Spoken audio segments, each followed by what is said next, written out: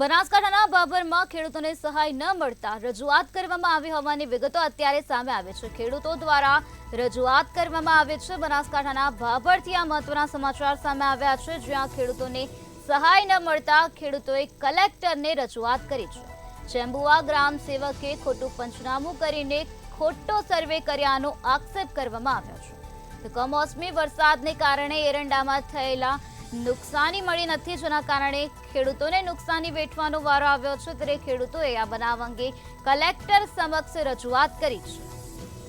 તો બનાસકાંઠાના ભાભરથી આ વિગતો સામે આવી છે, જ્યાં ખેડૂતો દ્વારા કલેક્ટરને રજૂઆત કરવામાં આવે છે। ખેડૂતોને નુકસાની વેઠવાનો વારો આવ્યો છે, ત્યારે ખેડૂતોને સહાય ન મળતા ખેડૂતોએ આખરે કલેક્ટર સમક્ષ રજૂઆત કરી છે।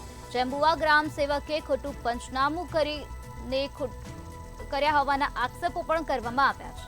તો કમોસમી વરસાદને કારણે એરંડાના પાકને નુકસાન થયું છે।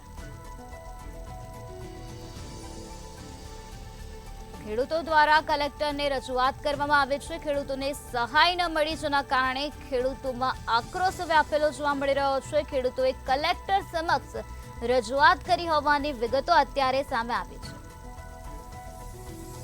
તો અમારે ખરા પડ્યા હતા, એમાં નુકસાન ખૂબ થયું હતું એરંડામાં, જીરામાં, પણ અમને લીધા નથી।